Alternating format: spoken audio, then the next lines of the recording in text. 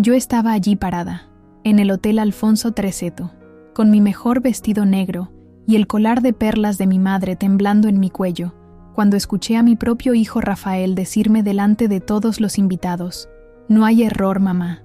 Ese es tu lugar, vieja inútil. No queremos que avergüences a la familia sentándote con gente importante». La mesa número 12, la mesa de los niños, al fondo del salón, junto a los baños.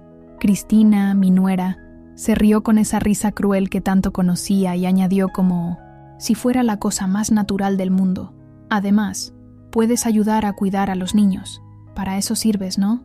68 años de vida, 40 años limpiando oficinas bancarias desde las 5 de la madrugada, 15 años de viudedad criando sola a 4 hijos. Y ahí estaba yo, en el casamiento de mi querida nieta Sofía, siendo tratada como una estorbo por mis propios hijos. Me quedé inmóvil por un momento, sintiendo cómo todas las miradas se clavaban en mí.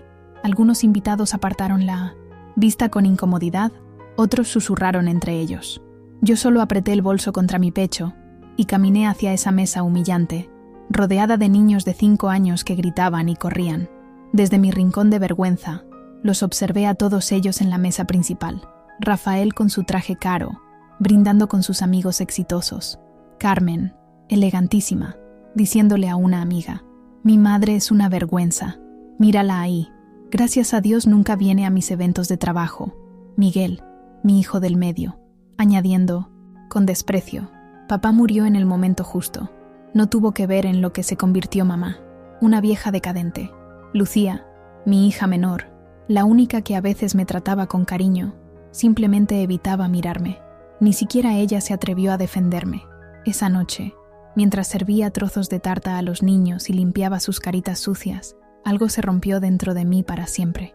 No era solo la humillación, era la certeza absoluta de que mis propios hijos me veían como un estorbo, como una carga de la que querían deshacerse.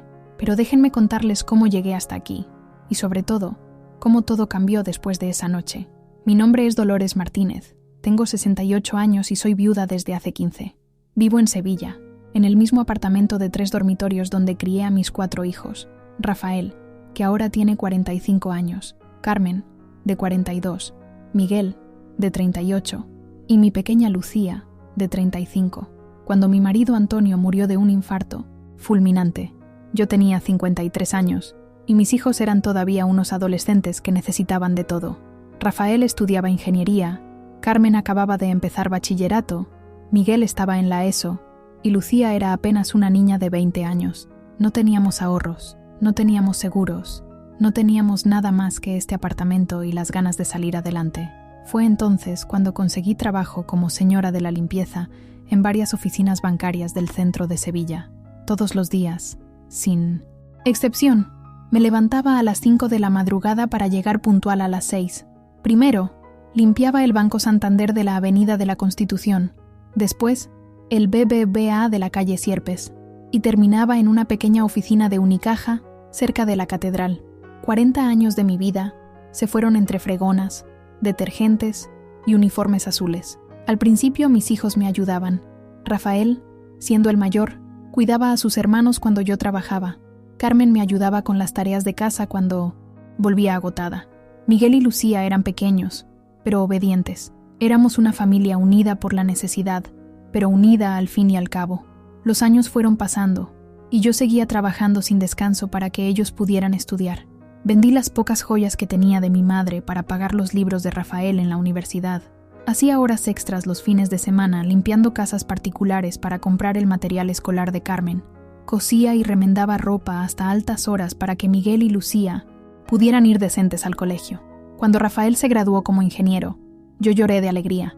Era la primera persona de nuestra familia que llegaba tan lejos en los estudios. Lo celebramos con una cena modesta en casa, pero para mí fue como si hubiera conquistado el mundo. «Gracias, mamá», me dijo ese día.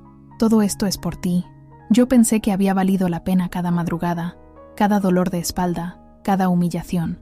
Pero las cosas empezaron a cambiar cuando mis hijos comenzaron a independizarse.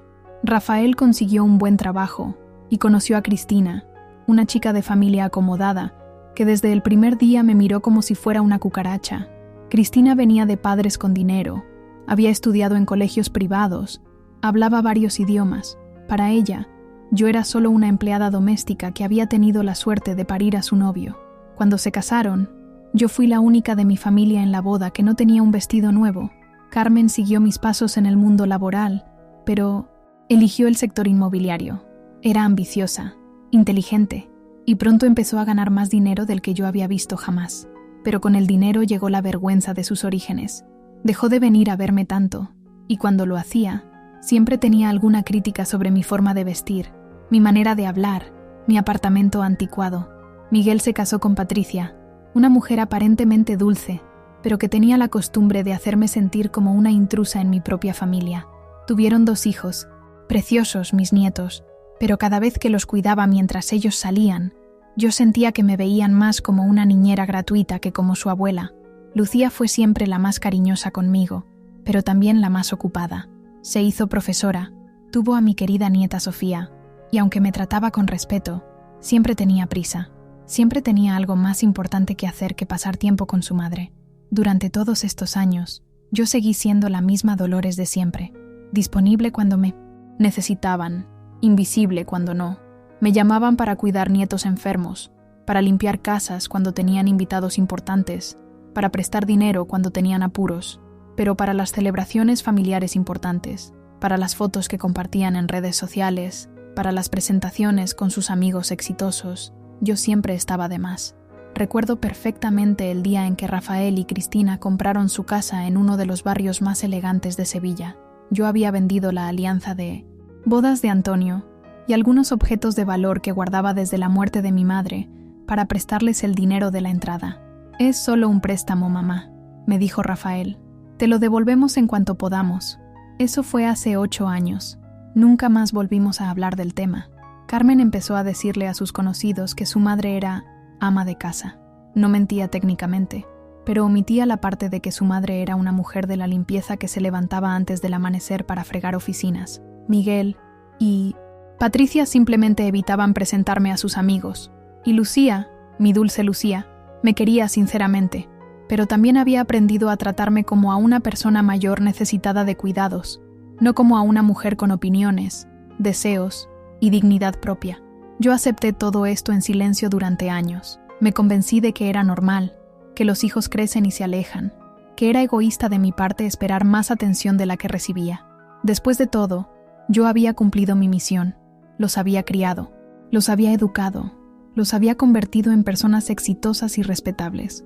Pero esa noche en el Hotel Alfonso XIII, sentada en la mesa de los niños como si fuera una anciana demenciada, comprendí que no era respeto lo que sentían por mí, sino lástima.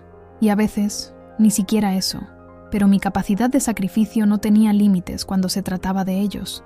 Cuando Carmen necesitó dinero para hacer un curso de agente inmobiliario, yo trabajé 3 meses adicionales los domingos limpiando un restaurante en Triana. Cuando Miguel quiso casarse con Patricia, yo les regalé todos mis ahorros para que pudieran pagar el banquete. Cuando Lucía se quedó embarazada siendo soltera, yo la acogí en casa durante 2 años, cuidando de la pequeña Sofía mientras ella terminaba sus estudios de magisterio. Cada vez que alguno de ellos tenía una crisis, yo estaba ahí. Cuando Rafael perdió su primer trabajo, yo le pagué el alquiler durante 6 meses, hasta que encontró otro.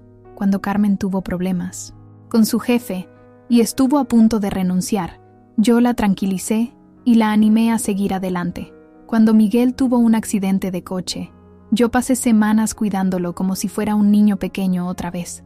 Durante todo este tiempo, yo seguía siendo para ellos la misma mujer sencilla de siempre. Llegaba a sus casas con mi bolso viejo y mi ropa barata. Les cocinaba sus platos favoritos con ingredientes que compraba en el mercado más económico. Nunca me quejaba de nada, nunca pedía nada a cambio, nunca les hacía sentir que me debían algo.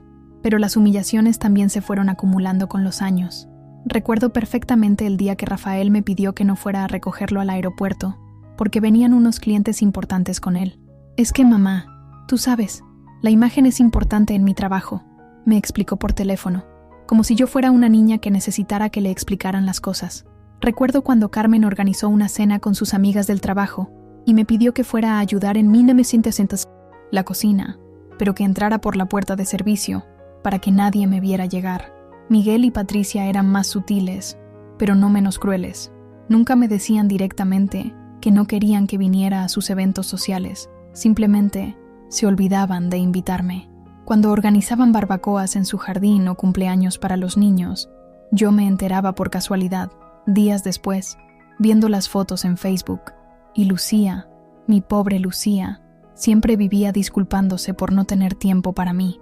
Es que tengo mucho trabajo en el colegio, mamá. Es que Sofía tiene exámenes y necesito ayudarla. Es que este fin de semana tengo planes con unas amigas. Siempre había algo más importante que pasar una tarde tranquila con su madre. Los cumpleaños fueron volviéndose especialmente dolorosos. Mis hijos me regalaban cosas baratas y prácticas, pantuflas, batas de casa, cremas para las manos. Nunca algo bonito, nunca algo que me hiciera sentir como una mujer que merecía ser mimada. Y yo, por mi Dani, seguía gastándome mis escasos ahorros en regalos para ellos y sus familias, tratando desesperadamente de comprar un poco de su cariño. El día que cumplí 65 años, esperé toda la tarde que alguien viniera a verme. Rafael me llamó por teléfono 5 minutos para decirme: «Feliz cumpleaños, mamá». Luego pasamos, pero nunca aparecieron. Carmen me envió un mensaje de WhatsApp con un emoticono de tarta. Miguel se olvidó completamente. Solo Lucía vino por la noche. Con prisas, me dio un beso rápido y se fue porque tenía que ayudar a Sofía con un trabajo del instituto. Esa noche, sentada sola en mi apartamento, rodeada de fotos de una familia que parecía quererme en las imágenes, pero que me ignoraba en la realidad, tomé una decisión que cambiaría todo. Pero aún no era el momento de actuar. Seguí aguantando, seguí callándome, seguí siendo la Dolores de siempre. Hasta esa noche maldita en el Hotel Alfonso XIII, cuando mis propios hijos me pusieron en mi lugar delante de extraños, como si fuera una mendiga a la que habían invitado por lástima. Lo que mis queridos hijos nunca imaginaron es que su madre, ignorante, había estado aprendiendo mucho más de lo que ellos creían durante todos esos años, limpiando oficinas bancarias. Verán, hay algo que mis hijos nunca supieron sobre mi trabajo en las oficinas bancarias. Para ellos, yo era simplemente una mujer de la limpieza que fregaba suelos y vaciaba papeleras. Pero la verdad es que durante 40 años, mientras pasaba la fregona y limpiaba los cristales, yo escuchaba, observaba y aprendía más de lo que cualquier universidad me podría haber enseñado. En el Banco Santander de la Avenida de la Constitución trabajaba don Aurelio Ramírez, un hombre ya mayor que había comenzado como empleado raso y había llegado a supervisor después de 30 años de servicio. Don Aurelio era viudo, como yo, y sus hijos vivían en Madrid, así que muchas veces nos quedábamos charlando después del horario oficial. Al principio, hablábamos de cosas cotidianas, el tiempo, los hijos, las dificultades de la vida, pero don Aurelio se dio cuenta de que yo tenía una mente despierta, que hacía preguntas inteligentes sobre lo que veía en las oficinas. «Dolores», me dijo un día, «tú tienes más cabeza para los números que muchos de los licenciados que trabajan aquí». Fue don Aurelio quien me explicó cómo funcionaban realmente los bancos, cómo se movía el dinero, qué eran las inversiones y los intereses compuestos. Durante mis horas de limpieza, él me enseñaba conceptos que yo jamás había escuchado en mi vida: acciones, bonos, fondos de inversión, mercado inmobiliario. «El dinero tiene que trabajar para ti, Dolores», me repetía constantemente. «No puedes dejarlo durmiendo en una cuenta corriente mientras la inflación se lo come poco a poco». Al principio yo pensaba que esas cosas eran para gente rica, para personas con estudios universitarios como mis hijos, pero don Aurelio me convenció de lo contrario. «El dinero no entiende de clases sociales», me decía, «solo entiende de inteligencia y paciencia». Así que empecé despacio, muy despacio. Con los primeros 500 euros que logré ahorrar después de pagar todos los gastos de la casa, don Aurelio me ayudó a comprar mis primeras acciones de Telefónica. Era el año 1995, y yo temblaba de miedo pensando que podía perder todo ese dinero que tanto me había costado juntar. Pero las acciones subieron, y con ellas mi confianza. Don Aurelio me enseñó a reinvertir los dividendos, a diversificar el riesgo, a investigar las empresas antes de comprar sus acciones. Me prestaba libros de economía que yo leía por las noches después de llegar agotada del trabajo, con la misma dedicación con la que antes estudiaba para ayudar a mis hijos con sus deberes. Pero las acciones subieron, y con ellas mi confianza.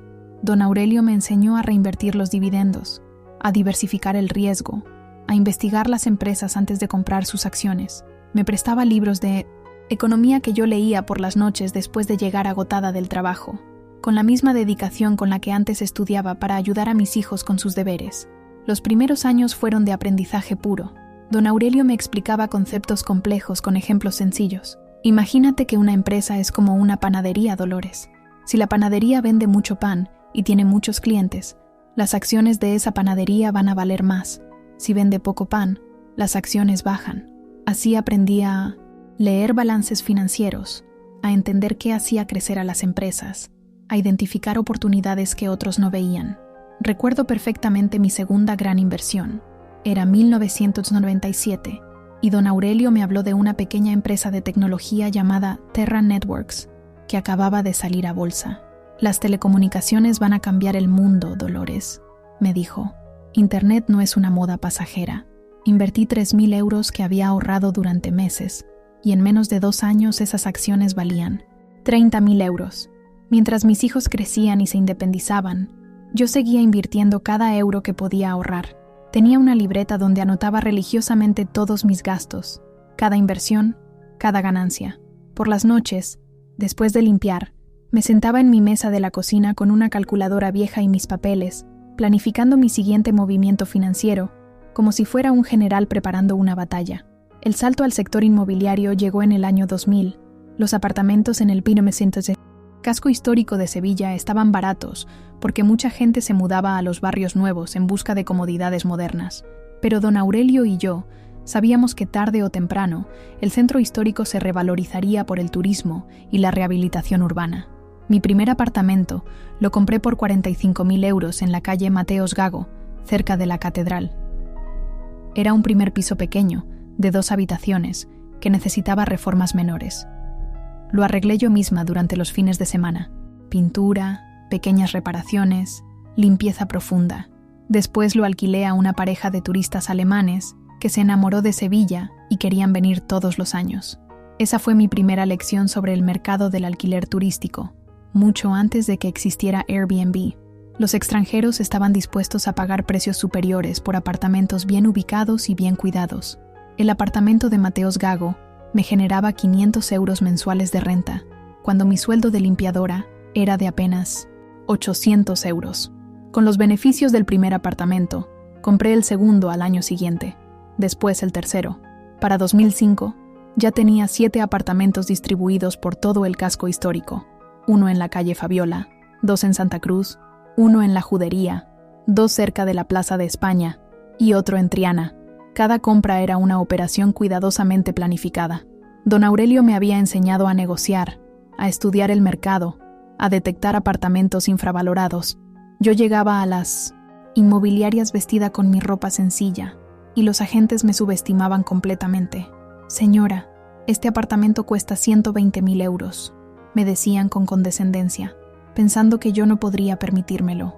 Yo sonreía, sacaba mi chequera y les ofrecía el precio justo en efectivo, siempre un 10% menos del precio pedido. El negocio de préstamos particulares comenzó de manera completamente inesperada.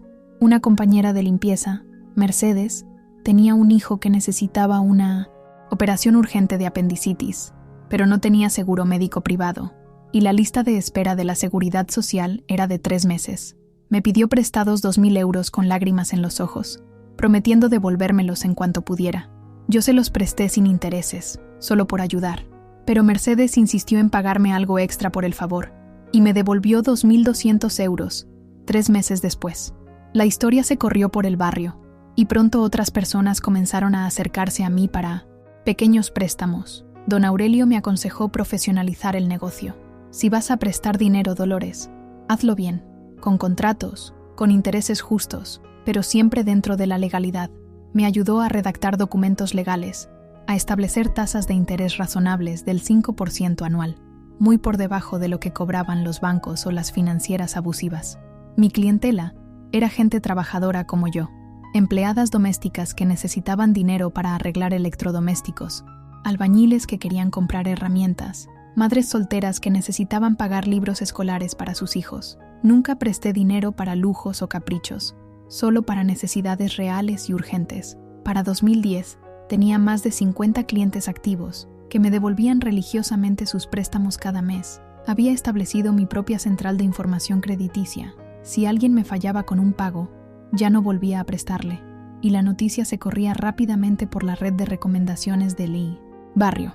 Los intereses de los préstamos, sumados a las rentas de los apartamentos y los dividendos de mis acciones, me generaban más dinero mensual que lo que mis 4 hijos ganaban juntos en sus trabajos formales. Pero yo seguía limpiando oficinas, seguía usando ropa del mercadillo, seguía llevando mi bolso viejo y gastado a todas partes. Durante estos años, mis inversiones en bolsa también crecían exponencialmente. Don Aurelio me había enseñado a identificar empresas españolas con potencial de crecimiento internacional. Invertí en Inditex cuando todavía era una empresa gallega poco conocida y vi cómo se convertía en un gigante mundial de la moda.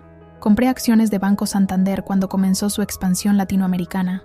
Aposté por Iberdrola cuando el sector energético empezó a apostar por las renovables. Para 2015, cuando Rafael ya llevaba 10 años trabajando como ingeniero y ganaba un salario respetable, mi cartera de acciones valía más de 1 millón de euros. Tenía 12 apartamentos que me generaban una renta mensual de más de 6.000 euros, y mi negocio de préstamos manejaba un capital activo de 800.000 euros.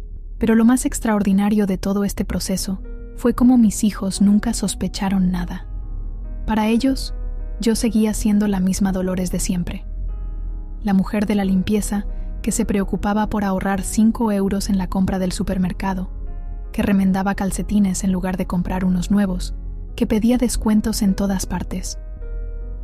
Cuando Rafael y Cristina compraron su casa elegante en 2016, yo vendí algunas acciones de Telefónica y les presté 80.000 euros para la entrada, haciéndoles creer que era todo el dinero que tenía ahorrado de mis 40 años de trabajo. Cuando Carmen necesitó dinero para abrir su oficina inmobiliaria, yo liquidé uno de mis apartamentos pequeños y le di 40.000 euros, diciéndole que había vendido todas mis joyas para ayudarla. Cada préstamo familiar era en realidad una prueba, una oportunidad para ver si mis hijos me tratarían con gratitud y respeto, o si simplemente tomarían mi dinero como algo que les correspondía por derecho. Ya saben cuál fue el resultado.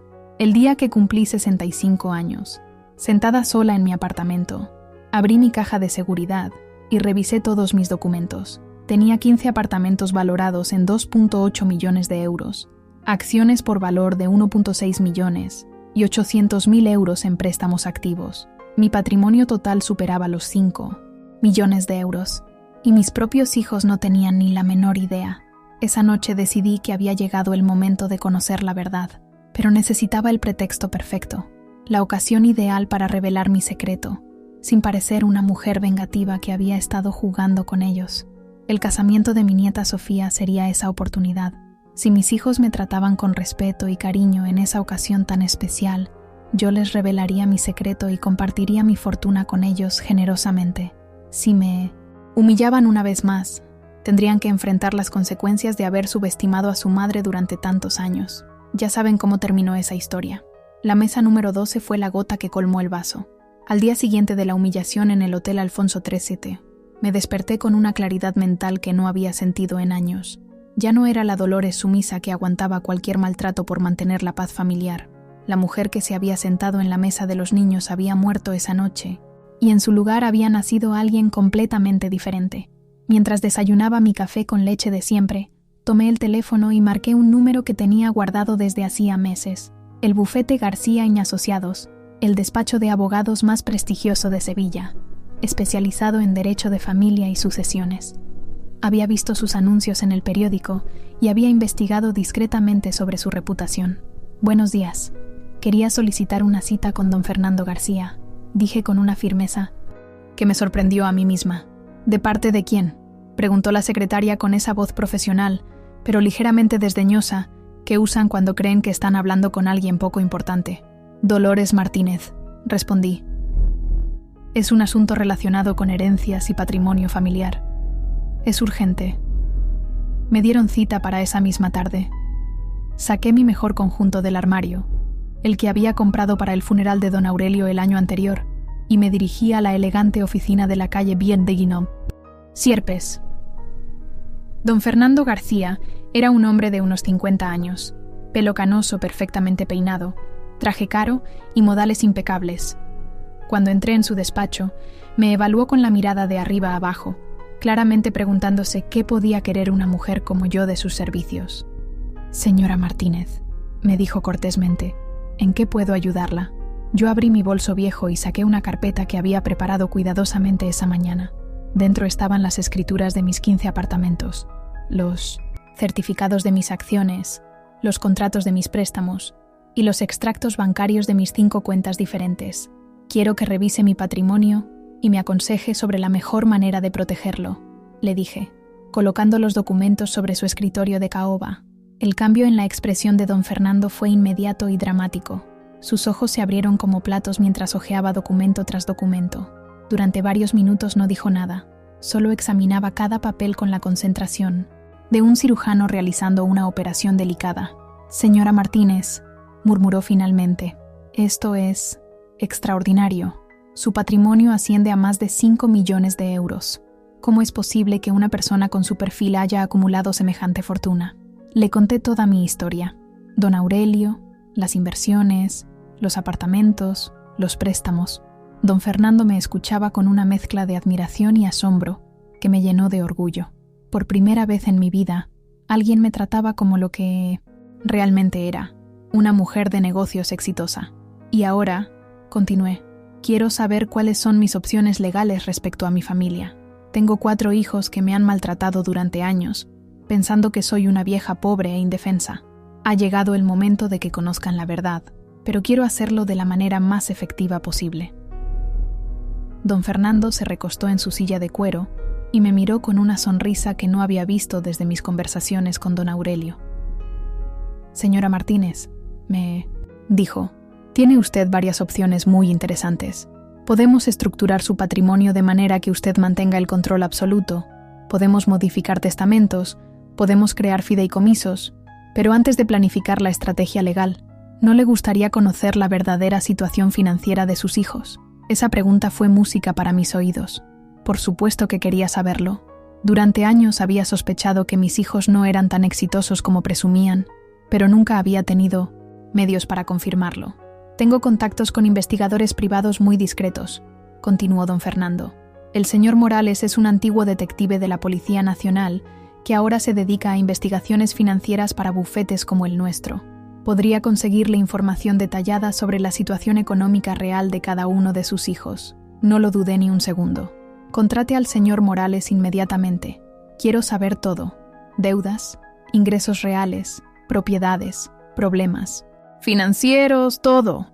Esa misma tarde conocí al señor Morales, un hombre de unos 60 años, delgado, con bigote gris y ojos inteligentes que parecían fotografiar todo lo que veían. Tenía el aspecto de alguien que había visto mucho mundo y que no se sorprendía fácilmente. «Señora Dolores», me dijo después de que don Fernando le explicara la situación, «lo que usted me pide es completamente legal. La información financiera básica de cualquier persona es accesible a través de registros públicos, centrales de riesgo y otras fuentes legales. En una semana tendré un informe completo sobre cada uno de sus hijos. Durante esos 7 días de espera, planifiqué cada detalle de lo que vendría después. Revisé todos mis documentos, ordené mis cuentas bancarias, hice una lista de todos mis bienes. También comencé a observar a mis hijos con nuevos ojos, prestando atención a detalles que antes había ignorado. Cuando Rafael vino a pedirme dinero prestado para unas vacaciones con Cristina, noté la tensión en su voz, la manera como evitaba mi mirada. Cuando Carmen canceló una cena familiar a último momento, me fijé en lo nerviosa que sonaba por teléfono. Cuando Miguel pasó por casa con los niños, observé que su coche tenía varios arañazos que no se había molestado en arreglar, señal de que probablemente tenía problemas de dinero. El señor Morales cumplió su palabra. Al cabo de una semana, apareció en mi apartamento con una carpeta gruesa llena de información que cambiaría todo. «Señora Dolores», me dijo mientras se sentaba en mi sofá, «sus sospechas eran correctas. Permítame contarle lo que he descubierto sobre cada uno de sus hijos. Rafael, mi hijo mayor, el ingeniero exitoso, tenía deudas por valor de 180.000 euros. Había invertido mal en una startup tecnológica que quebró. Había pedido varios préstamos personales para mantener su nivel de vida, y su matrimonio con Cristina estaba en crisis precisamente por problemas económicos. El banco le había denegado ya 2 solicitudes de crédito, y solo mantenía su casa gracias al dinero que yo le había prestado años atrás. Carmen, mi hija que trabajaba en el sector inmobiliario, estaba en una situación aún peor. Sus ventas habían caído dramáticamente. Llevaba 6 meses sin cerrar una operación importante, y su jefe la había advertido que si no mejoraba su rendimiento en los próximos 2 meses, sería despedida. Además, debía 4 meses de alquiler de su apartamento y había pedido dinero prestado a varios amigos. Miguel, mi hijo del medio, había mentido sobre su éxito como corredor de seguros. En realidad, su agencia estaba en números rojos, debía 3 meses de hipoteca de su casa, y Patricia había estado pidiendo prestado dinero en secreto a sus padres para pagar los gastos básicos de la familia. Estaban a solo 2 meses de perder su casa si no conseguían un fiador o una inyección de capital urgente. Solo Lucía, mi hija menor, estaba en una situación financiera estable, aunque tenía dificultades para pagar la universidad privada de Sofía y había tenido que pedir una beca parcial que mantenía en secreto para no herir el orgullo de su hija. Señora Dolores, concluyó el señor Morales, sus 4 hijos están en situaciones económicas complicadas en mayor o menor medida. Irónicamente, la única persona en esta familia con solvencia económica real es usted, a quien ellos consideran una carga. Esa información fue el último elemento que necesitaba para diseñar mi estrategia. Ahora sabía exactamente cuáles eran las vulnerabilidades de cada uno, cuáles eran sus mentiras, cuáles eran sus miedos más profundos. Durante las siguientes semanas, comencé a mover mis piezas como un maestro de ajedrez. Primero, a través de mis contactos financieros, me enteré de que Rafael había solicitado un nuevo préstamo importante al banco, donde yo tenía influencia debido a mis inversiones. Una llamada discreta del director, mi viejo conocido, fue suficiente para que esa solicitud quedara en estudio indefinidamente. Después, descubrí que Carmen trabajaba en una oficina cuyo edificio estaba en venta. Utilizando un intermediario, compré discretamente ese edificio y me convertí en la nueva propietaria, sin que ella lo supiera aún. Por último, investigué la situación de Miguel y descubrí que necesitaba urgentemente un fiador para renegociar su hipoteca. Yo tenía la capacidad financiera para ser ese fiador, pero por el momento mantuve esa información en secreto. Todo estaba preparado. Había llegado el momento de la confrontación final, el momento de mostrarles a mis queridos hijos quién era realmente su madre y cuál era su verdadero lugar en esta familia. Pero antes, necesitaba el escenario perfecto para la revelación, y sabía exactamente cuál sería. La ejecución de mi plan comenzó de manera sutil, casi imperceptible. Como una araña tejiendo su tela, empecé a mover los hilos de mi venganza con la paciencia que solo pueden tener quienes han esperado toda una vida para hacer justicia. El primer movimiento fue con Rafael. 3 semanas después de mi reunión con don Fernando, mi hijo me llamó con esa voz falsamente cariñosa que usaba cuando necesitaba algo. «Hola, mamá», me dijo. «¿Cómo estás? Hace tiempo que no hablamos». «Muy bien, hijo», le respondí con la misma tranquilidad de siempre. «¿A qué debo el honor de tu llamada?» «Bueno, verás, Cristina y yo estamos pensando en renovar la cocina de casa, y me preguntaba si podrías prestarnos unos 15.000 euros. Es solo temporal, ya sabes, hasta que me salga un proyecto grande que tengo casi cerrado». Yo conocía la verdad gracias al informe del señor Morales. Rafael no tenía ningún proyecto grande, ni pequeño. Su empresa de consultoría llevaba meses sin conseguir clientes importantes, y él necesitaba ese dinero para pagar deudas urgentes, no para renovar cocinas. «Ay, Rafael», le dije con un suspiro, «me encantaría ayudarte, pero sabes que ahora mismo estoy muy justa de dinero, con la pensión que cobro y los gastos que tengo». «¿Justa de dinero?», me interrumpió con cierta irritación. «Mamá, siempre has tenido ahorros guardados para emergencias. Además, esto es una inversión. Te devolvemos el dinero con intereses si quieres». «No, hijo, de verdad no puedo. Quizás en unos meses, cuando mejore mi situación». Colgué el teléfono y sonreí. Era la primera vez en décadas que le decía no a Rafael, y la sensación era liberadora. Durante los días siguientes, noté que comenzaba a llamarme con más frecuencia, siempre con excusas diferentes, siempre tanteando la posibilidad de conseguir dinero. El segundo paso de mi estrategia involucró a Carmen. Una semana después de la conversación con Rafael, llamé a mi hija para invitarla a almorzar. ¿Almorzar?, me preguntó sorprendida. «Mamá, es que tengo mucho trabajo últimamente. Por favor, Carmen, insistí. Hace meses que no tenemos una conversación tranquila entre madre e hija. Solo será una hora. Quedamos en un restaurante modesto cerca de su oficina. Carmen llegó con prisas, mirando constantemente su teléfono móvil, claramente deseando estar en cualquier otro lugar. Cuéntame cómo van las cosas en el trabajo, le dije mientras comíamos. Muy bien, mamá. De hecho, fantástico. Acabo de cerrar una venta importante y tengo varias propiedades en cartera que se van a vender seguro este mes. Yo asentí sonriendo, sabiendo que era mentira. Según el informe del señor Morales, Carmen llevaba 6 meses sin cerrar una venta y su jefe le había dado un ultimátum de 2 meses para mejorar su rendimiento. Me alegro mucho, hija. Por cierto, ¿sabes que el edificio donde tienes tu oficina se ha vendido recientemente? Carmen levantó la vista de su plato, ligeramente alarmada. ¿Se ha vendido? No me han dicho nada. Sí, una empresa inversora lo compró. Espero que el nuevo propietario no suba mucho los alquileres, comenté inocentemente. Vi cómo el color se le iba de la cara. Carmen sabía que ya debía 4 meses de alquiler, y la perspectiva de una subida, o peor aún, de tener que negociar con un nuevo propietario, claramente la aterrorizaba. ¿No sabes quién lo compró?, me preguntó intentando sonar casual. No tengo idea, hija. Estas cosas de negocios son muy complicadas para mí. Durante el resto del almuerzo, Carmen estuvo distraída, nerviosa, tocándose el pelo constantemente. Era evidente que la noticia la había inquietado profundamente. Mi tercera movida fue con Miguel. 2 semanas después, aparecí en su casa sin avisar, llevando regalos para mis nietos como siempre hacía. ¡Abuela!, gritaron los niños al verme, corriendo a abrazarme con esa alegría sincera que solo tienen los pequeños. Miguel me recibió con una sonrisa forzada. Patricia ni siquiera salió de la cocina a saludarme. «¡Qué sorpresa, mamá!», me dijo Miguel. «No sabíamos que venías. Quería ver a mis nietos», respondí. «Y de paso charlar contigo. Hace tiempo que siento que estás preocupado por algo». Miguel se tensó visiblemente. «No, mamá. Todo va bien. El trabajo está fenomenal. Los niños están bien.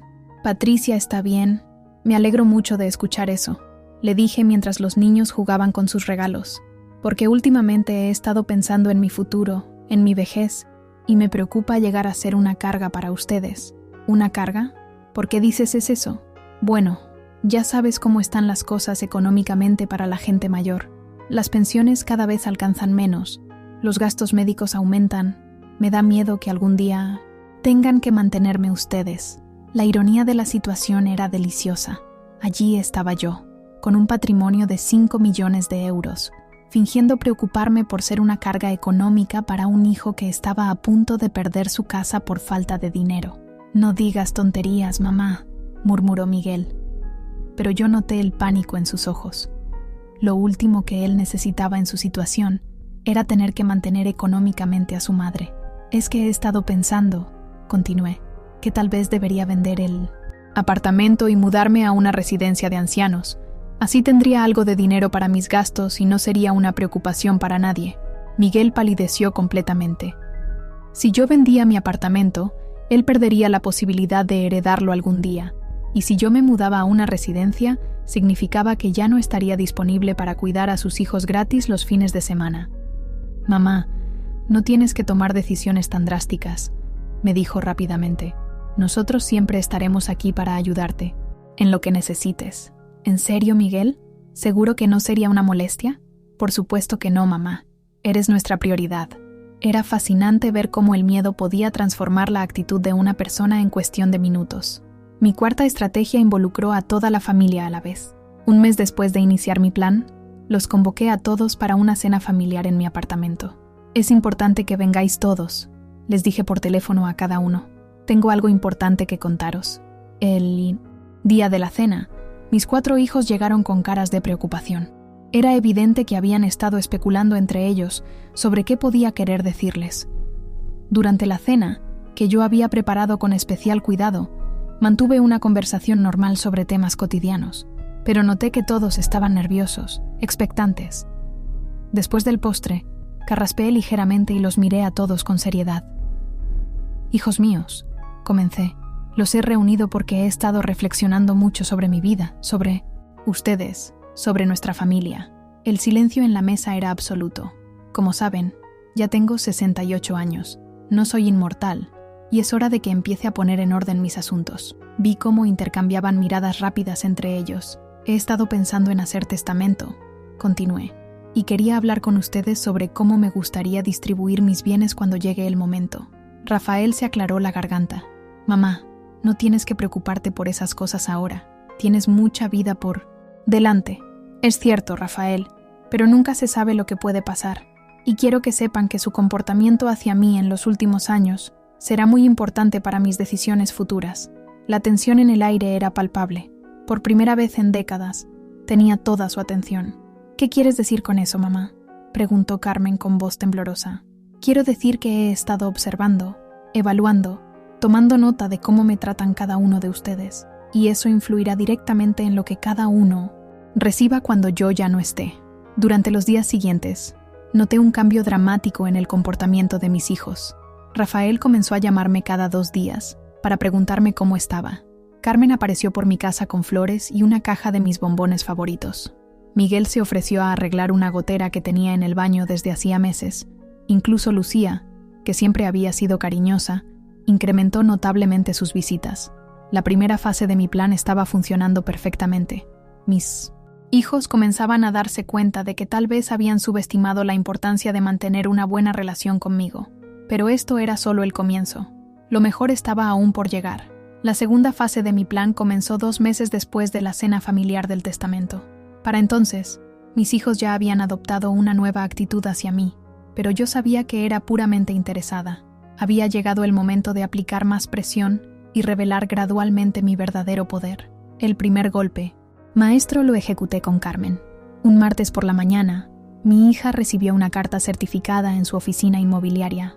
Era una notificación oficial de que el edificio donde trabajaba tenía una nueva administración y que todos los inquilinos con deudas pendientes debían regularizar su situación en un plazo máximo de 10 días. Carmen me llamó esa misma tarde, histérica. «Mamá, ¿te acuerdas de lo que me dijiste sobre la venta del edificio de mi oficina?» «Sí, hija. ¿Por qué?» «Es que han enviado una carta diciendo que todos los que deben alquiler tienen que pagar o desalojar. Tengo algunos meses atrasados por un problema temporal de liquidez». «¿Cuántos meses, Carmen?» Un silencio largo. 4 meses, mamá. Pero es temporal, en cuanto cierre las ventas que tengo pendientes. Ay, hija, esos son muchos meses. ¿Y cuánto es en total? 6.000 euros, murmuró Carmen. Mamá, no sé qué hacer. Si me echan de aquí, pierdo mi trabajo. ¿No podrías prestarme el dinero? Te juro que te lo devuelvo en cuanto pueda. Era el momento que había estado esperando. Carmen, me encantaría ayudarte, pero ya te dije que estoy muy justa económicamente. Apenas me llega la pensión para mis gastos. Pero mamá, es una emergencia. Si pierdo el trabajo, no sé qué voy a hacer. Lo siento mucho, hija, pero no tengo esa cantidad de dinero disponible. Carmen comenzó a llorar por teléfono. Era la primera vez que la escuchaba tan desesperada. ¿Y si vendes algo? ¿No tienes alguna joya guardada? ¿Algún objeto de valor? Carmen, ya vendí todo lo que tenía de valor para ayudarlos a ustedes a lo largo de los años. No me queda nada más que dar. La ironía era exquisita. Allí estaba mi hija, suplicándome por 6.000 euros, cuando yo tenía más de 5 millones. Y lo más delicioso era que yo era la propietaria del edificio, por lo que técnicamente ella me estaba pidiendo dinero para pagarme a mí misma. Habla con tus hermanos, le sugerí. Quizás entre todos puedan ayudarte. Ya. Lo intenté, mamá. Rafael dice que él también tiene problemas económicos. Y Miguel me colgó el teléfono cuando le mencioné el dinero. Después de colgar, llamé al administrador del edificio, que por supuesto trabajaba para mí. Señor Ruiz, le dije, respecto a la inquilina de la oficina 3B, la señorita Carmen Martínez, quiero que le conceda una prórroga de 2 semanas para regularizar su situación, pero que no sepa que la orden viene de mí. Mi segunda jugada fue con Rafael. Una semana después del drama de Carmen, mi hijo mayor recibió una llamada del banco donde había solicitado el préstamo de 120.000 euros. Señor Martínez, le dijeron, lamentamos informarle que su solicitud de crédito ha sido definitivamente denegada. Rafael me llamó esa misma noche, y por primera vez en años, detecté auténtico pánico en su voz. Mamá, necesito que hablemos urgentemente. ¿Puedo pasar por tu casa mañana? Cuando Rafael llegó a mi apartamento al día siguiente, lucía demacrado. Tenía ojeras profundas y se veía más delgado. Se sentó en mi sofá como un hombre derrotado. «Mamá, estoy en un problema muy serio», me confesó. «Necesito dinero urgentemente, y el banco me ha negado el préstamo que había solicitado». «¿Cuánto dinero necesitas, Rafael?» 120.000 euros, murmuró sin mirarme a los ojos. Fingí sorpresa. «Dios mío, Rafael, ¿120.000 euros? ¿Para qué necesitas tanto dinero?» «Es complicado, mamá. Hice algunas inversiones que salieron mal, y ahora tengo deudas que debo pagar urgentemente. Si no lo hago, podrían embargarme la casa». «¿La casa que yo ayudé a pagar?», pregunté suavemente. Rafael se sonrojó. «Sí, mamá, y por eso mismo te estoy pidiendo ayuda. Tú sabes que siempre te he sido agradecido por lo que hiciste por nosotros». «Rafael, hijo mío, me encantaría ayudarte, pero no tengo 120.000 euros. Ni siquiera tengo 12.000 euros. Pero mamá, ¿no tienes algún seguro de vida de papá? ¿Algún ahorro que hayas guardado todos estos años? Rafael, tu padre murió sin seguro de vida, ¿no lo recuerdas? Y todos mis ahorros se fueron en criarlos a ustedes y ayudarlos cuando lo necesitaron». Mi hijo mayor comenzó a llorar. Un hombre de 45 años, ingeniero, llorando en el sofá de su madre, porque había descubierto que ella no podía salvarlo de sus propios errores. «No sé qué voy a hacer, mamá. Cristina ya está hablando de separarse. Dice que no puede soportar más la presión económica. Lo siento mucho, hijo. Ojalá pudiera ayudarte, pero no tengo recursos». Después de que Rafael se fuera, llamé discretamente al director del banco, mi viejo conocido de mis años de inversiones. «Don Luis», le dije, «respecto al préstamo de Rafael Martínez, mi hijo, quiero que reconsidere la solicitud, pero con condiciones muy estrictas, y que él no sepa que yo intervine». Mi tercera maniobra involucró a Miguel. A través del señor Morales, me enteré de que mi hijo había perdido definitivamente su casa. El banco había iniciado el proceso de embargo, y Miguel tenía menos de un mes para encontrar un fiador o pagar la deuda completa.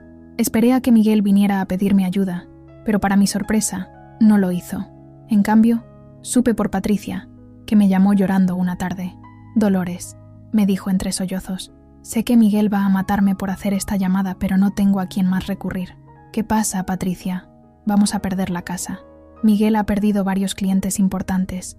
Los números no cuadran. Y el banco nos va a embargar. Necesitamos un fiador urgentemente. Alguien con propiedades que pueda avalar por nosotros». «Ay, Patricia, qué situación tan difícil. ¿Y no tienen familiares que puedan ayudarlos? Mis padres ya están jubilados y no tienen propiedades suficientes. Los hermanos de Miguel, bueno, ya sabes cómo están las cosas entre ellos. ¿Y cuánto necesitarían?» «No es tanto dinero, Dolores. Solo necesitamos a alguien que avale por nosotros ante el banco. Alguien que demuestre que tiene propiedades o ahorros suficientes para responder por la deuda si nosotros no pudiéramos pagar». La ironía era suprema. Patricia me estaba pidiendo que sirviera como fiadora, sin saber que yo tenía más propiedades que todos mis hijos juntos. «Patricia, me encantaría ayudarlos, pero ya sabes mi situación. Vivo de la pensión, en un apartamento alquilado». «¿Alquilado? Pensé que era tuyo». «No, hija. Nunca tuve dinero para comprar. He sido inquilina toda mi vida. Era mentira, por supuesto. Mi apartamento lo había comprado hacía más de 20 años, y era uno de los menos valiosos de mi portfolio». Patricia colgó el teléfono destrozada. Esa misma tarde, Miguel me llamó furioso. «Mamá, ¿por qué Patricia te llamó para hablar de nuestros problemas privados?» «Hijo, ella estaba desesperada. Solo quería que alguien de la familia supiera por lo que están pasando». «Bueno, pues ya lo sabes. Y espero que entiendas que no podemos ayudarte económicamente como antes. Nuestros propios problemas son prioritarios». «Por supuesto, Miguel. Yo entiendo perfectamente». Después de colgar, sonreí. Miguel había revelado inadvertidamente que ellos consideraban que ayudarme era una carga, una obligación de la que querían librarse. Durante estas semanas de la segunda fase, noté cambios dramáticos en el comportamiento de mis hijos. Las llamadas se hicieron más frecuentes, pero el tono había cambiado completamente. Ya no me llamaban solo cuando necesitaban algo.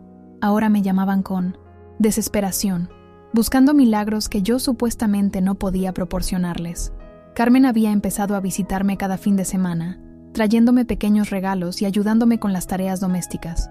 Rafael aparecía sin avisar, preguntándome constantemente si no había recordado algún dinero olvidado, alguna cuenta bancaria de la que no me hubiera acordado. Miguel había comenzado a tratarme con una amabilidad exagerada, como si quisiera asegurarse de que yo no lo culpara por sus problemas financieros. Solo Lucía mantenía su comportamiento normal hacia mí, aunque noté que estaba preocupada por la situación de sus hermanos. Una noche, después de una de las visitas de Carmen, me senté en mi balcón y contemplé las luces de Sevilla. Todo estaba saliendo exactamente como lo había planeado. Mis hijos estaban descubriendo lo que significaba la vulnerabilidad financiera, la inseguridad, la desesperación que yo había sentido durante décadas, pero aún no había terminado. La revelación final estaba cerca y sería más impactante de lo que cualquiera de ellos podía imaginar. El momento de la verdad llegó en un domingo de noviembre, exactamente 4 meses después de la humillación en el Hotel Alfonso XIII. Había planeado este día con la precisión de un cirujano y cada detalle estaba cuidadosamente calculado para lograr el máximo impacto. Esa mañana llamé a cada uno de mis hijos por separado con el mismo mensaje urgente: necesito que vengan todos a mi casa esta tarde a las 5. Es muy importante. Tengo algo que comunicarles sobre mi situación y nuestro futuro como familia. El tono grave de mi voz y la formalidad del mensaje les dejó claro que algo serio estaba pasando. Ninguno se atrevió a preguntar detalles por teléfono, pero noté la ansiedad en sus voces cuando confirmaron su asistencia. A las 5 en punto, mis 4 hijos estaban sentados en mi sala de estar. Rafael lucía demacrado y nervioso. Carmen tenía ojeras profundas de las noches sin dormir, preocupándose por su trabajo. Miguel no podía quedarse quieto en su asiento, y solo Lucía mantenía la compostura, aunque también estaba claramente intrigada. Don Fernando García estaba sentado en mi butaca favorita, con su maletín de cuero sobre la mesa de centro. Al lado había una caja metálica que mis hijos reconocieron como la que yo guardaba bajo mi cama desde hacía años. Hijos míos, comencé con voz solemne, los he reunido porque ha llegado el momento de que conozcan toda la verdad sobre su madre y sobre esta familia. Rafael se aclaró la garganta nerviosamente. Mamá, ¿estás bien de salud? ¿Es algo médico? No, Rafael, mi salud está perfecta. Esto es sobre algo mucho más importante que mi salud física. Esto es sobre quiénes somos realmente cada uno de nosotros. Carmen se retorció las manos. Mamá, nos tienes muy preocupados. ¿Qué está pasando? Carmen, durante los últimos meses ustedes han estado muy atentos conmigo, muy cariñosos. Rafael me llama cada 2 días. Tú vienes todos los fines de semana. Miguel se ofrece a arreglar cosas en casa. ¿Puedo preguntarles por qué? Los 4 intercambiaron miradas incómodas. Miguel fue el primero en responder. Bueno, mamá, es que nos dimos cuenta de que tal vez no habíamos sido todo lo atentos que deberíamos contigo. ¿Y qué los hizo darse cuenta de eso, Miguel? Otro silencio incómodo. Esta vez fue Carmen quien habló. La conversación sobre el testamento nos hizo reflexionar sobre la importancia de valorarte mientras estés con nosotros. Ah, ya veo. O sea que su nuevo cariño hacia mí tiene que ver con la herencia que puedan recibir cuando yo muera. No, mamá, protestó Rafael.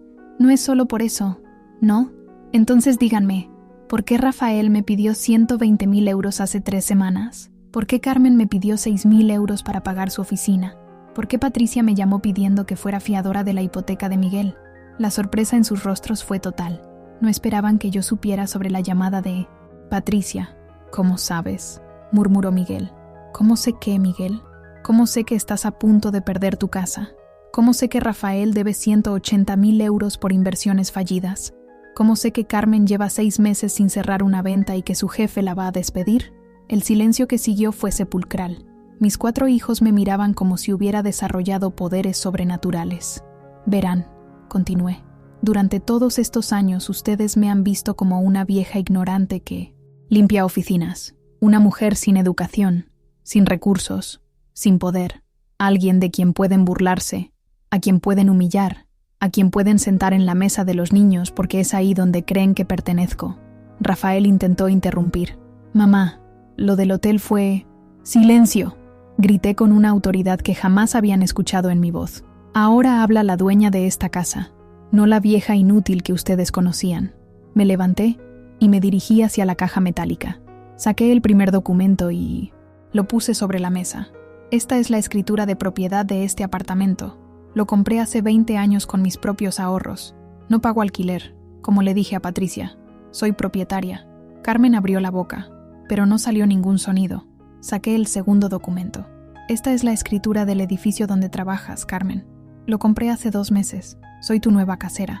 Los 6.000 euros que me pediste prestados para pagar el alquiler, me los debes a mí. Carmen se puso pálida como un papel. Continué sacando documentos. Estos son los certificados de propiedad de 14 apartamentos más en el centro histórico de Sevilla.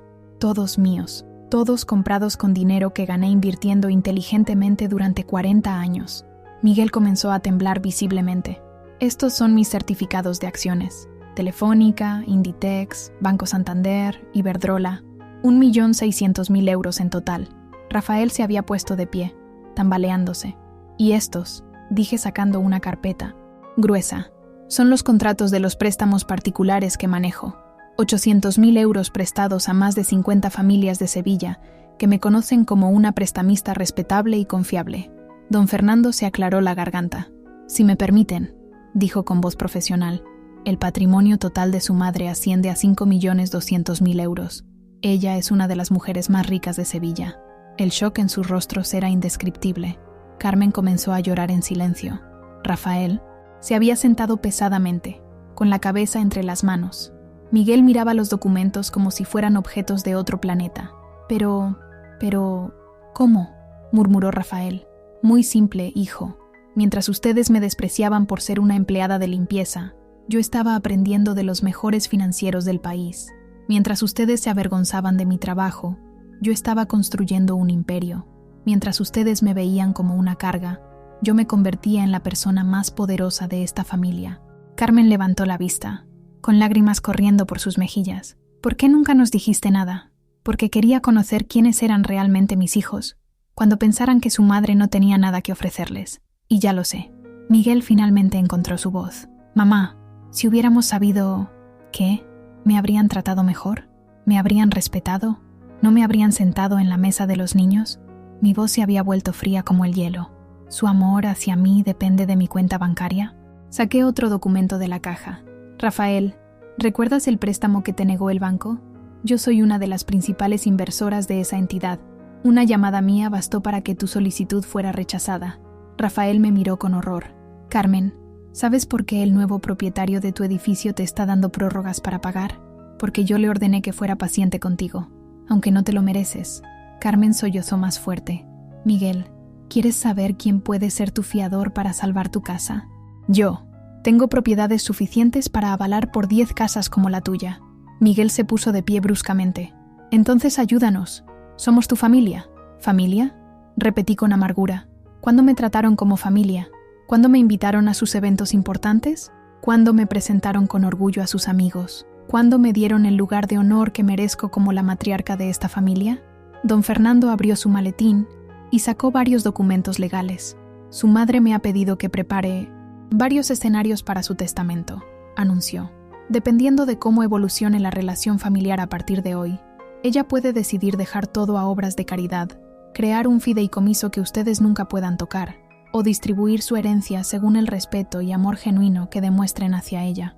La realidad finalmente les golpeó con toda su fuerza.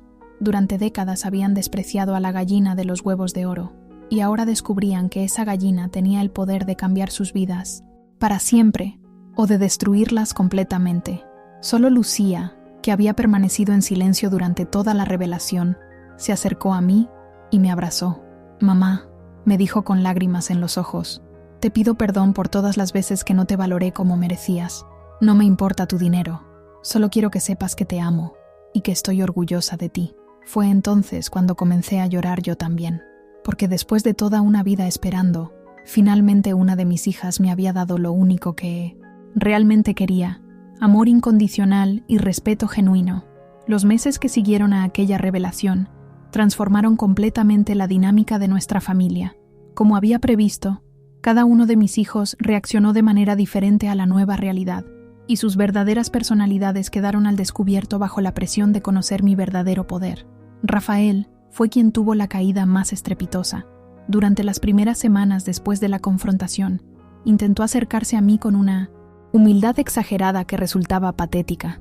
Me llamaba todos los días, aparecía en mi casa con flores caras, me escribía cartas pidiendo perdón por todos los años de maltrato, pero yo podía ver que detrás de sus disculpas estaba la desesperación económica, no un arrepentimiento genuino. Decidí ponerlo a prueba. Le ofrecí salvar su situación financiera. pero con condiciones muy específicas.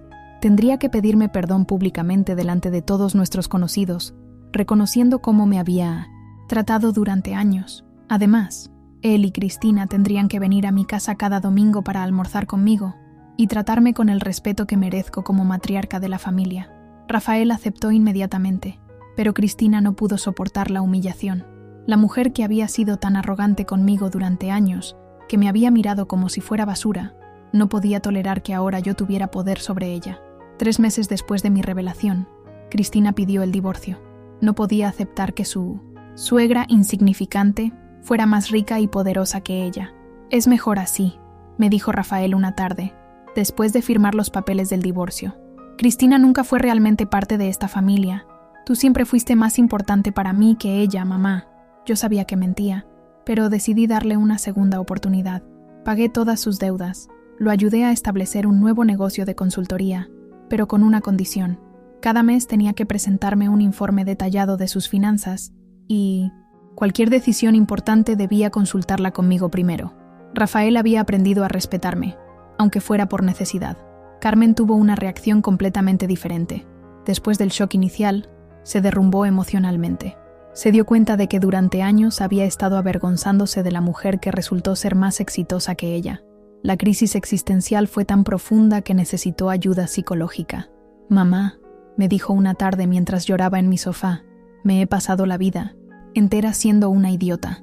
Despreciaba tu trabajo, tu forma de vestir, tu manera de hablar, y resulta que tú eras la única en esta familia que sabía lo que hacía». Con Carmen decidí ser más generosa. Perdoné todas sus deudas del alquiler de la oficina y le ofrecí un trabajo serio, administrar 3 de mis apartamentos turísticos por un salario digno. Pero primero tenía que hacer algo que era crucial para mí: acompañarme a almorzar al restaurante más elegante de Sevilla, presentarme orgullosamente a todos sus conocidos como su madre exitosa y contarles la verdad sobre mi imperio financiero. «Quiero que les digas a todas esas amigas tuyas que tanto admirabas por tener dinero, que tu madre tiene más patrimonio que todas ellas juntas», le expliqué. «Quiero que presumas de mí como yo presumí de ustedes durante décadas». Carmen lo hizo, y aunque al principio le costó, poco a poco comenzó a sentir orgullo genuino por mi historia. Ahora trabaja para mí con dedicación y respeto, y nuestra relación se ha vuelto más sólida que nunca. Ha aprendido que el éxito real no se mide por las apariencias, sino por la inteligencia y la perseverancia. Miguel fue el más difícil de todos. Su orgullo masculino no podía soportar que su madre tuviera más poder económico que él. Durante meses se resistió a aceptar mi ayuda, prefiriendo casi perder su casa antes que admitir que me necesitaba. «No quiero tu dinero», me dijo una tarde con resentimiento. «Me las arreglaré solo, como lo he hecho toda mi vida». «¿Solo?», le respondí con frialdad. «Miguel, ¿quién te cuidó cuando tuviste hepatitis a los 15 años? ¿Quién pagó tus libros universitarios? ¿Quién te prestó dinero para tu primera oficina? Nunca has estado solo, hijo. Siempre he estado yo detrás, sosteniéndote sin que te dieras cuenta». Patricia, más práctica que su marido, vino a suplicarme por separado. Me explicó que sus hijos, mis nietos, no tenían culpa de la soberbia de su padre y que si perdían la casa, los pequeños serían los más perjudicados. Decidí ayudarlos, pero con la condición más dura de todas. Miguel tendría que trabajar para mí. Le ofrecí administrar mi negocio de préstamos particulares, pero como empleado mío, con horarios fijos y reportándome directamente. El hombre que había sido tan machista toda su vida, ahora tenía que recibir órdenes de su madre. Los primeros meses fueron un infierno para él, pero gradualmente Miguel comenzó a entender y respetar lo que yo había construido. Ahora maneja una parte importante de mis negocios, y aunque le costó, ha aprendido a valorar mi inteligencia financiera. Patricia y mis nietos me visitan cada semana, y por primera vez en años, siento que soy una abuela respetada y querida. Lucía fue la gran sorpresa de toda esta historia. Desde el momento de la revelación, nunca me pidió dinero ni ventajas especiales. En cambio, siguió tratándome con el mismo cariño de siempre, pero ahora con un respeto adicional por lo que había logrado. «Mamá», me dijo una tarde, «siempre supe que eras especial, pero nunca imaginé hasta qué punto. Estoy orgullosa de ser tu hija. Con Lucía no necesité establecer condiciones ni castigos. Simplemente le regalé uno de mis apartamentos más hermosos para que ella y Sofía vivieran con más comodidad. y pagué completamente los estudios universitarios de mi nieta. Lucía ahora es mi consejera más cercana y la única de mis hijos en quien confío completamente. Mi nieta Sofía, que ya tiene 17 años, ha sido otro regalo, inesperado en esta nueva etapa. Cuando supo la verdad sobre mi patrimonio, su reacción fue de admiración pura. «Abuela», me dijo con los ojos brillantes, «eres como una superhéroe en secreto. Durante años fuiste la mujer más poderosa de la familia y nadie lo sabía. Sofía ahora viene a visitarme todos los miércoles después del instituto. Le estoy enseñando todo lo que sé sobre finanzas e inversiones. Quiero que ella aprenda desde joven lo que yo tuve que descubrir siendo mayor. Mi nieta será la próxima generación de mujeres fuertes en esta familia». Han pasado 2 años desde aquella confrontación en mi sala de estar, y mi vida es completamente diferente.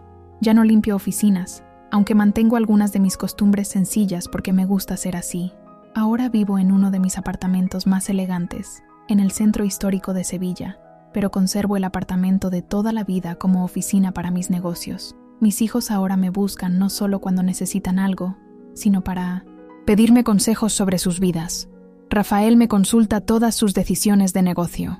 Carmen me cuenta sus planes profesionales. Miguel me pide opinión sobre inversiones. Lucía comparte conmigo sus preocupaciones sobre Sofía. En las reuniones familiares, ahora tengo el lugar de honor que siempre merecí. Cuando organizamos comidas o celebraciones, soy yo quien decide el lugar, el menú, los invitados. Mis hijos me presentan a sus amigos con orgullo, contándoles la historia de cómo su madre construyó un imperio mientras trabajaba como empleada de limpieza. He donado dinero a varias organizaciones benéficas que ayudan a mujeres trabajadoras y madres solteras. También he establecido un fondo de becas para hijos de empleadas domésticas que quieran estudiar carreras universitarias. Mi historia se ha vuelto un ejemplo para muchas mujeres de mi generación que nunca se atrevieron a soñar con la independencia económica. Don Aurelio, mi viejo mentor, murió el año pasado a los 85 años. Fui a su funeral vestida con mi mejor traje, acompañada por mis 4 hijos, y pronuncié un discurso agradeciendo públicamente todo lo que él me había enseñado.